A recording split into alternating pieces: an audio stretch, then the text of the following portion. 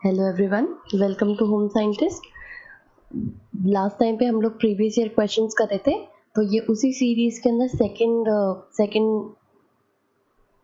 Second lesson है previous year questions के ऊपर ही। तो जैसे आप लोगों ने रिक्वेस्ट करी थी कि हमें टॉपिक वाइज सेग्रीगेशन चाहिए और आप लोग को टेक्सटाइल्स और क्लोथिंग में सबसे ज़्यादा प्रॉब्लम हो रही थी, तो मैंने उसी हिसाब से आज का जो सेशन है वो सिर्फ टेक्सटाइल्स और उसी के ऊपर ही प्लान किया है। तो लेट्स स्टार्ट करते हैं। ओके, पहला क्वेश्चन देखते हैं। Which printing method you suggest your friend for printing a sheet on both sides. देखो, इसमें हमें ध्यान रखने की चीज़ है, बोथ साइड पे बोला है। ओके, तो आप लोग 2 सेकंड का टाइम लीजिए, फिर मैं आपको आंसर बताती हूँ।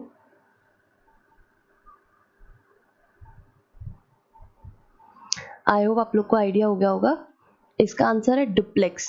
Okay, duplex printing. Duplex printing ये एक टाइप ऑफ प्रिंटिंग होती है। हमारे पास बहुत सारे टाइप ऑफ प्रिंटिंग्स होते हैं, ठीक है, अलग अलग मेथड्स होते हैं प्रिंटिंग के।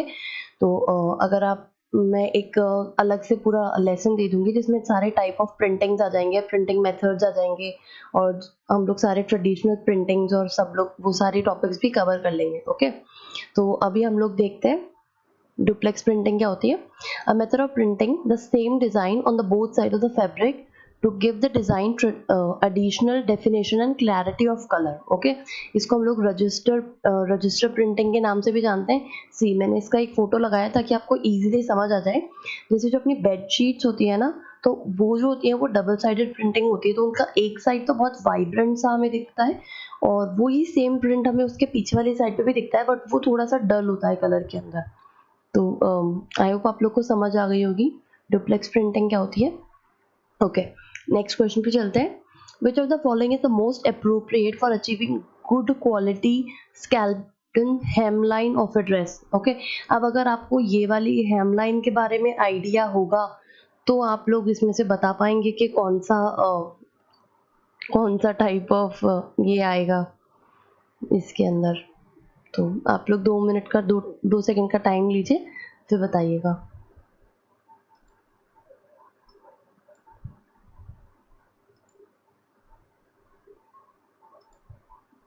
ओके, इसके अंदर हम लोग काम में लेते हैं, इसका आंसर है फोर्थ। इसके अंदर हम लोग काम लेते हैं शेप्ड फेसिंग। ओके, अब मैं आपको बताती हूँ कि ये जो हेमलाइन है ये क्या होती है। सी, ये जो होती है ना, ये वाली जो हेमलाइन है जिसमें ये वाला डिजाइन आ रहा है पूरा, सही, इसको हम लोग बोलते हैं स्कैल्प्ड हेमलाइन। ओके, अब इसको बनाने के लिए हम लोग जो काम में लेते हैं वो काम में लेते हैं शेप्ड फेसिंग। इसके अंदर क्या होता है ना, जैसा ये पूरा क्लोथ होता है ना, तो इस क्लोथ के ऊपर हम लोग रूलर रख के ये वाला कटिंग को मार्क करते हैं इसके अंदर पहले पूरे को, ठीक है, और फिर ये वाला जो क्लोथ बचता है ना, इस पूरे क्लोथ को हटा देते हैं। तो ये वाला जो पूरा काम होता है जिसके अंदर हम लोग ये पूरा राउंड वाला कट देके और नीचे वाला जो कपड़ा हटाते हैं, इसको हम लोग शेप्ड फेसिंग बोलते हैं। ठीक है, तो इसमें लिखा हुआ भी है, shape facing is a separate piece of a fabric cut out of a pattern to the same shape and on the same grain to the garment edge it will finish. Interfacing should be applied to the facing piece और fabric। ठीक है, समझ आ गया आप लोग को। जैसा ये पूरा डिजाइन हम लोगों ने कट कर दिया, तो ये कट करने के बाद में ये जो एक्स्ट्रा कपड़ा बचा है ना, इस सारे को इसमें से हटा देना ताकि ये वाला शेप जो है वो हमारा परफेक्ट आ जाए हमारे फैब्रिक के ऊपर। ओके, आई होप आपको समझ में आ गया होगा।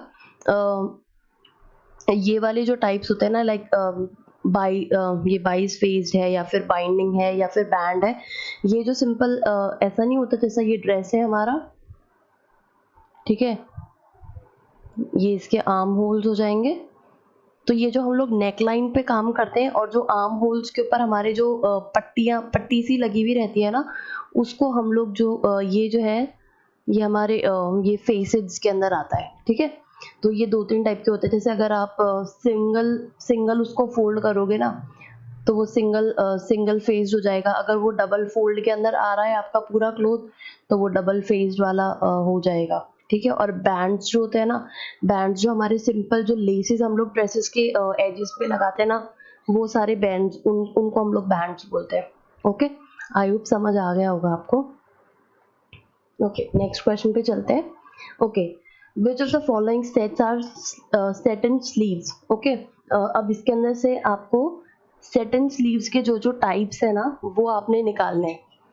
तो आप लोग आइडिया लगाइए, फिर मैं आपको आंसर बताती हूँ।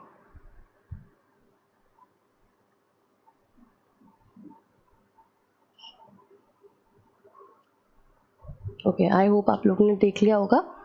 इसका आंसर है ऑप्शन नंबर 1, जिसके अंदर हमारे पास Bishop, tulip, lanterns and cartwheel, ये 4 टाइप के जो स्लीव्स हैं ये हमारे सेटन स्लीव्स में आते हैं। ठीक है, और ये वाले जो दोनों हैं ये हमारे 2 अलग टाइप के स्लीव्स होते हैं। जो डोमेन स्लीव्स होते हैं ना, ये जो अपने बलून टॉप्स आप लोग को रिमेम्बर होगा, जिसके अंदर स्लीव्स काफ़ी नीचे तक फ्लेयर के अंदर जुड़ी हुई रहती है, जिसको हम लोग बलून टॉप पहनते थे, जो नीचे से इलास्टिक लगा हुआ रहता है आपके वेस्ट बैंड के पास में और ऊपर से काफ़ी फ्लेयर सा रहता है, तो ये वो होता है। और रेलगन जो है वो हमारे नॉर्मल जो टी शर्ट्स के अंदर जो स्लीव्स आती है ना, वो वाली स्लीव्स को हम लोग रेलगन स्लीव्स बोलते हैं। अब मैं आपको इन स्लीव्स का सबका टाइप दिखा देती हूँ तो आपको ईजी अंडरस्टैंड हो जाएगा। सी, ये हैं कुछ कॉमन स्लीव्स के टाइप। ठीक है, जिसके अंदर मैं जो बात करी थी डोमेन और रेलगन वाला, तो ये देखो ये टी शर्ट वाला है तो ये तो रेलगन वाला है, और ये जो बलून टॉप बलून स्टाइल की जो होती है ना, इसको हम लोग ये डॉलमेन वाला बोलते हैं। और ये वाले जो बाकी सारे हैं ना, ये देखो पफ और बेल वाला है, सेकंड वाला ये जूलियट वाला है, सी ये ट्यूलिप फॉर्म में कटे हुए तो ये ट्यूलिप वाली है, ये वाला बिशॉप का है, और जो 7 वाला है ये एक्चुअल बिशॉप है, ये इसका ही वेरिएशन है सॉर्ट ऑफ। ठीक है, ये मटन व्हील है, लेग ऑफ मटन वाला, सी ऊपर से मोटा नीचे से पतला ऐसा, तो इसको हम लोग लेग ऑफ मटन बोलते हैं। ठीक है, और 6 नंबर पे जो है वो ये कार्ट व्हील वाला है कि थोड़ा सा फ्लेयर में होता है। ठीक है, 8 में जो है ये हमारा किमोनो स्टाइल है, जो थोड़े अगर फुल स्लीव में आते तो जैसे जापानीज लोग किमोनो पहनते हैं वैसा वाला ड्रेस है ये। ओके, नेक्स्ट क्वेश्चन पे चलते हैं। Okay, which of the following lines create shapes representing unity and variation। सी आप लोग को ऐसी लाइंस देखनी है जो एक फैब्रिक के अंदर यूनिटी भी दे और साथ साथ में वेरिएशन भी दे। तो आप लोग आइडिया लगाइए, फिर मैं आपको आंसर बताती हूँ। ओके, आई होप आप लोगों ने देख लिया होगा।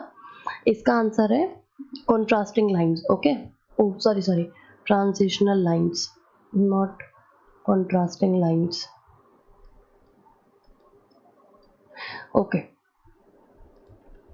सी हमारे पास ये काफ़ी सारे टाइप की बहुत सारे टाइप्स की लाइंस होती है, लाइक डायगोनल लाइंस है, वर्टिकल लाइंस है, जिगजैग लाइंस है, कर्व लाइंस है। ठीक है, तो ये वाली जो हमारी ट्रांजिशनल वाली होती है ना, वो एक तरीके से कर्व लाइन का ही वेरिएशन होता है। ठीक है, तो ये वैसे तो एक पूरे फैब्रिक के अंदर यूनिटी रखती है, लेकिन एक अलग तरीके का वेराइटी प्रोवाइड कर देती है उसको। ठीक है, तो इसमें तो इतना ही था। ओके, नेक्स्ट क्वेश्चन पे चलते हैं। ये काफ़ी सिंपल और इंटरेस्टिंग सा है, अगर थोड़ा सा दिमाग लगाएंगे तो ये वाला सॉल्व हो जाएगा। ओके, तो आप लोग इसमें बस मैच द फॉलोइंग करने हैं, तो आप लोग बेस्ट सूटेबल इसमें से सेलेक्ट कर लीजिए, फिर मैं आपको एक्सप्लेन करती हूँ।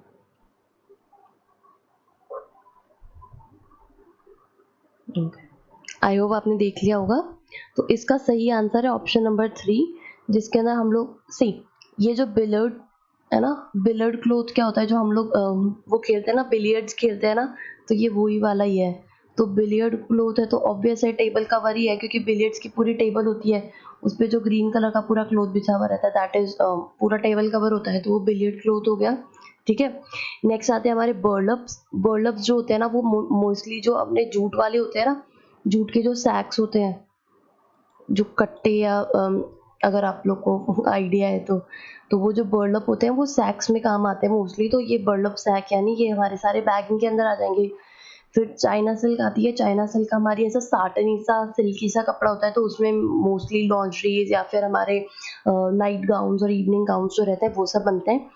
नेक्स्ट हैक्स जो होते हैं ना, वो सारे टावल वाले होते हैं। ठीक है, जिसमें वो फेस टावल्स, इनकी क्या बहुत अच्छी एब्जॉर्बेंस वाली रहती है, तो ये पूरा क्लोथ अलग ही है, तो इसमें हमारा ऑप्शन ये वाला चलेगा। आई होप आपको समझ आ गया होगा। Okay, thank you. आज के लिए हमने ये 5 क्वेश्चन ही सेलेक्ट करे थे, तो आई होप आपको लेसन्स पसंद आ रहे होंगे। अगर आपको लेसन्स पसंद आ रहे हैं तो प्लीज़ चैनल को लाइक कीजिए, सब्सक्राइब कीजिए और बेल आइकन दबाना मत भूलिएगा। इससे आपको मेरे चैनल पे जब भी नया वीडियो आएगा तो उसकी नोटिफिकेशन मिलती रहेगी।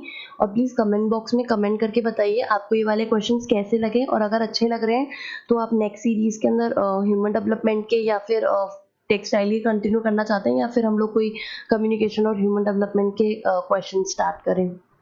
Okay, thank you.